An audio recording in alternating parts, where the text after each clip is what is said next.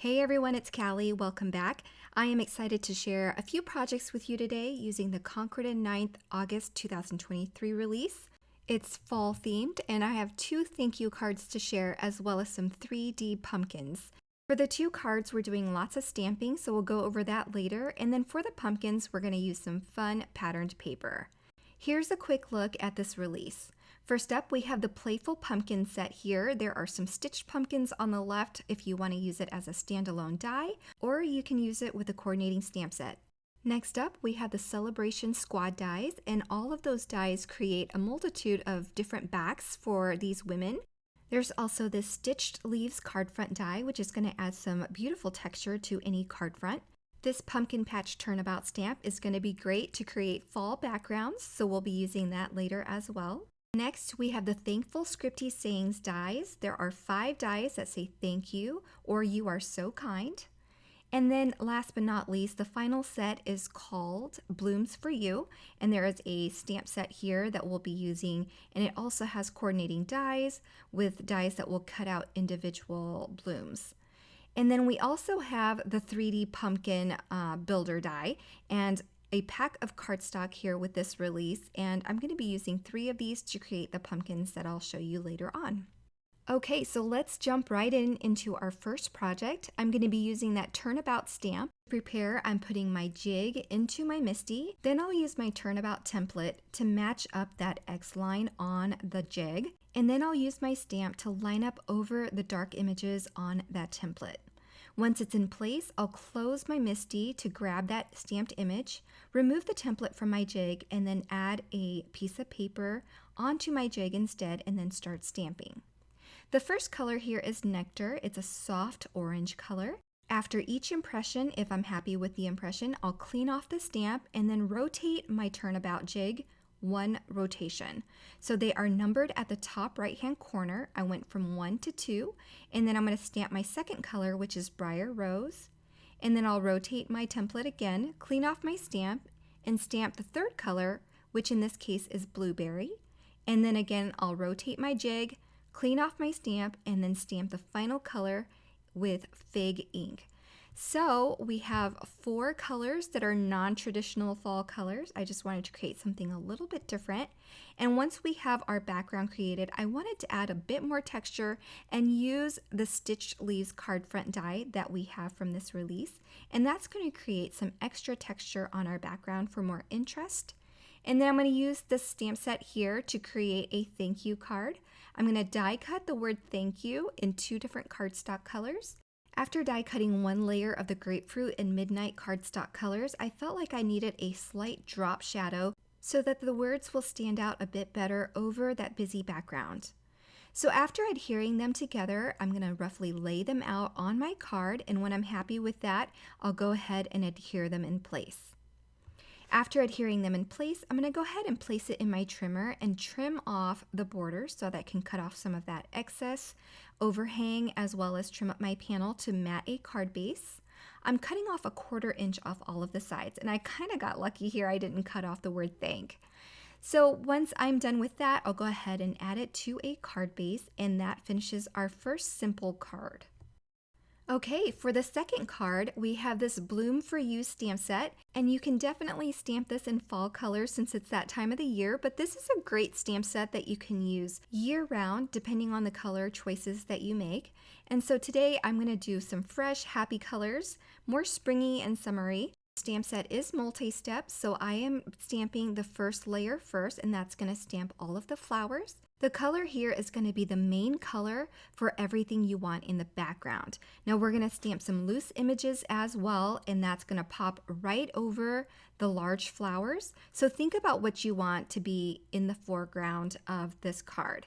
So as you notice, I flipped the card to stamp a second time because we're going to have it bordering the top and the bottom. And then I'll stamp the foliage in Parsley ink. And once again, a lot of this is going to be covered up, so you just want to think about what colors are going to be in the back. Now, before stamping the loose images, I'm going to go ahead and stamp my sentiment at the center there in that bare space. I've stamped the thank in a honeysuckle color, and then for the U, we have 2 layers to this. There's also a drop shadow that I'm going to stamp with a darker teal. Now that I'm done with this panel, I can set it aside and stamp all the loose images that are going to go over those florals. I'm stamping multiples of the flowers again, referring back to that panel that I just recently finished to make sure that I get enough images to go over the flowers that are on that border. So I'm using similar colors in a few different shades to get some interest. And then once I've die cut all of my images, I'm going to finish off these larger blooms here by stamping the flower centers. I did stamp them before, but I realized they did not have coordinating dies, so I'm just stamping them directly on the centers of these here.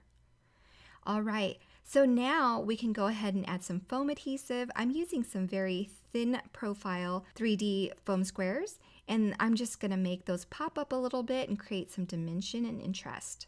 So the stamped images before kind of acts as a template for these new images. After adhering this panel to a card base, I'm just going to finish off with some enamel dots here. This is enamel dots from Concord 9th, and I'm just adding them over the larger blooms anywhere where there is a flower center. And that finishes my second project. Now we get to create some 3D projects, and this die is super fun. If you use all the dies in this set, you're going to get a small, medium, and large pumpkin. I went ahead and created my small and medium pumpkins off camera. That way I could show you the larger pieces and it'll be easier to see. What you need for each pumpkin is 6 pieces of the pumpkin base. I've die cut it with some patterned paper here, so there are 6 pieces. Then we have a leaf, a stem, and a piece for the vine. And then these 2 pieces form the cone and the base of the stem that we're going to create later. Now to make our pumpkin, it's super easy to do. We're going to take one of these pumpkin base pieces and start stacking them together. I'm going to add some liquid adhesive to this hexagon center only, and then I'll continue stacking all the pieces until we have all 6 pieces adhered, and it kind of creates a large flower.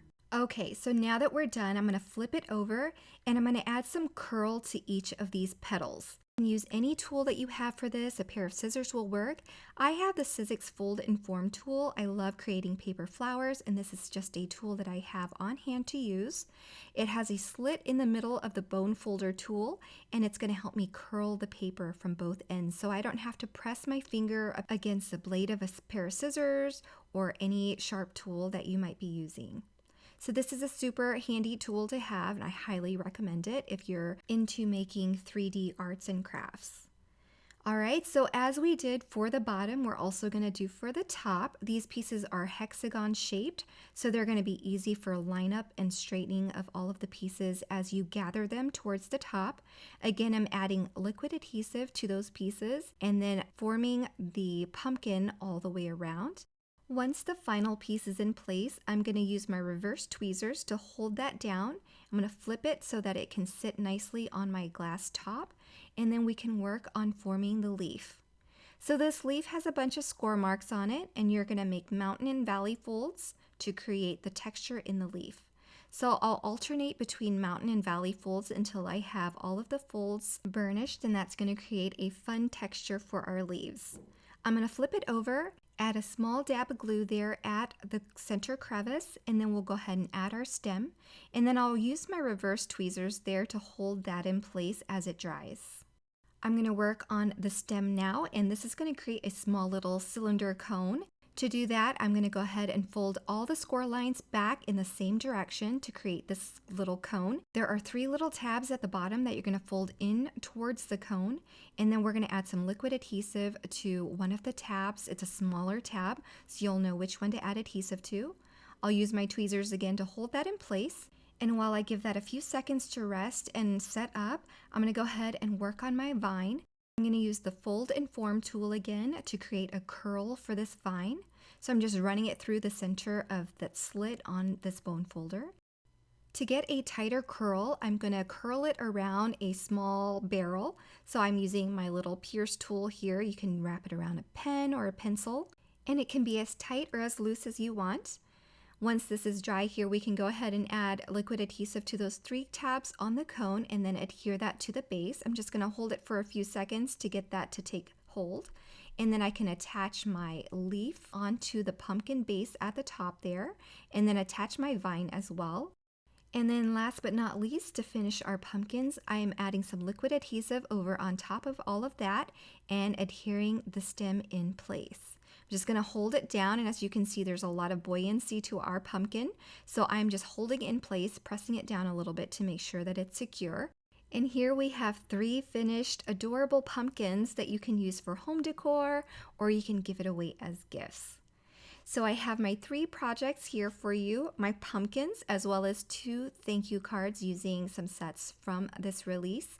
I hope you enjoyed it. If you're interested in any of the products that I used today, be sure to check out the links below, as well as on the coordinating blog post where everything will be linked and provided for your convenience. Thanks so much for stopping by, and have a wonderful day, everyone. Bye!